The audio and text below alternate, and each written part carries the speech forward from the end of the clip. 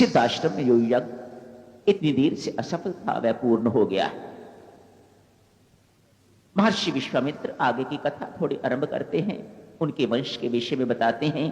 देखो राम, तेरे पूर्वजों ने इस प्रकार से गंगा को अवतरित किया था, इत्यादि इत्यादि। मानो राम को रिझा रहे हैं, सब कुछ बता रहे हैं, अपने वंश से उसका परिचय करवा रहे हैं।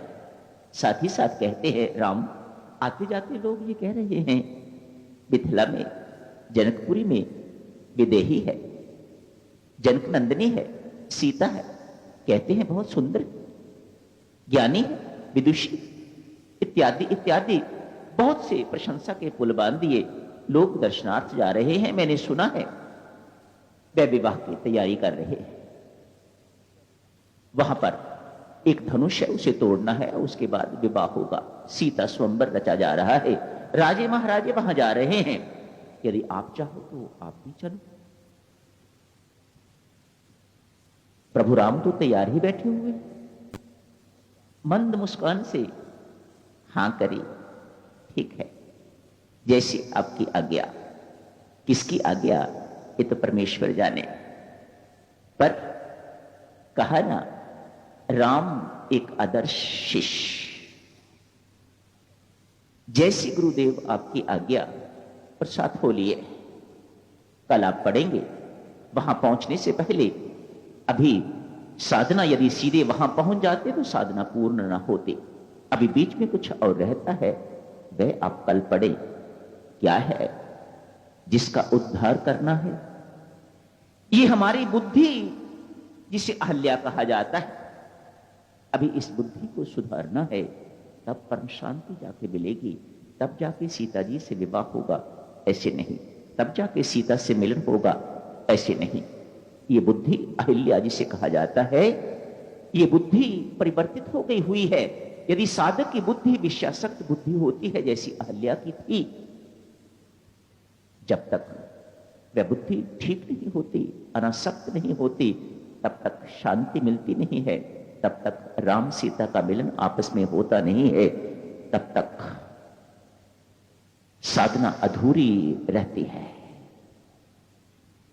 यहां पर प्रसंग इस प्रकार का है।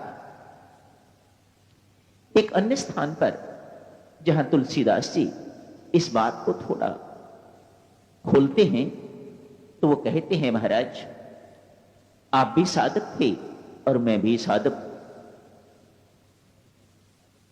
पर महाराज आपने पहले ताड़का को मारा था। यहां पर प्रभु ताड़का के बाद में देखी जाएगी, पहले मेरी जो विषयासक्त बुद्धि है उसे ठीक करिएगा। जब तक ये ठीक नहीं होगी महाराज, तब तक मेरी साधना जो है वह आगे बढ़ नहीं पाएगी। एब्सोल्युटली प्रैक्टिकल, बहुत व्यवहारिक बात तुलसीदास जी महाराज कह रहे हैं। वह जानते हैं तुलसी तो इसी युग में हुए हैं ना, इसलिए हम सबकी समस्याओं को वह बहुत भली भांति जानते हैं। इसी स्वाद से हम आगे अभी निकल नहीं पाए, तो साधना की संपन्नता का कहां सोच सकते हैं। इसलिए कहा महाराज, पहले मेरी विषयासक्त बुद्धि जो है, पहले जो मेरे अंदर अहल्या बैठी हुई है, इसका उद्धार कीजिएगा। उसके बाद किसको मारना है, किसको करना है, वह बात की बात देखेंगे। आज सुबह आपसे अर्ज की गई थी, आज रात्रि की बैठक में राम हमारा घर है, इसकी चर्चा करेंगे। इससे पहले चलते हैं सुबह की बैठक, जिसका शुभारंभ अवतरणिका से हुआ था। मंगलाचरण पढ़ते हुए बालकांड का प्रथम सर्ग आरंभ हुआ। इसमें स्वामी जी महाराज ने राम कथा की महिमा का बखान किया हुआ है, अनेक सारे विशेषण दिए हैं। राम कथा पाप ताप हारनी है, गंगा है, हमारे सभी प्रकार के पापों का नष्ट करने वाली है, मोक्षदायिनी है, इत्यादि इत्यादि। ये भी स्वामी जी महाराज ने स्पष्ट किया, मैंने ये रचना क्यों रची है। वाल्मीकि रचना रची हुई, तुलसीदास की रचना रची हुई, अनेक और रचनाएं, बहुत रचनाएं हैं भक्तजनों, आप सोच भी नहीं सकते रामायण कितनी भाषाओं में उपलब्ध है, भारत में, बाहर, बहुत। स्वामी जी महाराज कहते हैं, मेरी रचना यदि आपको पसंद ना आए तो इसमें कोई बड़ी बात नहीं, पर मैं समझता हूं बड़ों का बड़प्पन इसी में ही है कि वह छोटों की बनाई हुई चीज, रची हुई चीज को भी सराहते हैं।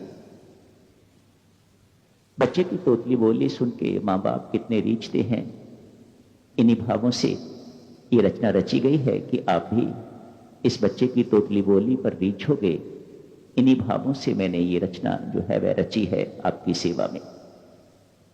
कितने सुंदर भाव स्वामी जी महाराज ने पिरोए हुए हैं। कुछ एक इन अध्यायों पर आगे जाके महर्षि वाल्मीकि की चर्चा करते हैं, पर इससे पहले भक्तजनों, स्वामी जी महाराज को समझने के लिए कुछ एक बातों का ध्यान रखने की आवश्यकता है। जब भी आप उनका कोई ग्रंथ पढ़ते हैं, भक्ति प्रकाश पढ़ते हैं या आजकल श्री रामायण जी का अध्ययन कर रहे हैं, उसमें कुछ एक विशेष बातों का ध्यान रखने की आवश्यकता है। यदि आप स्वामी जी महाराज की सूक्ष्म बातों को जानना चाहते हैं तो रामायण की कथा जो आप पढ़ रहे हैं ये तो आपके लिए नई नहीं है, ये तो आपको ज़बानी याद है। सब कुछ जो कुछ भी इसमें लिखा हुआ है आप भली भांति जानते हैं, आगे क्या होने वाला है, इसके पीछे क्या हुआ है, दूर की बात जानते हैं, जाके कब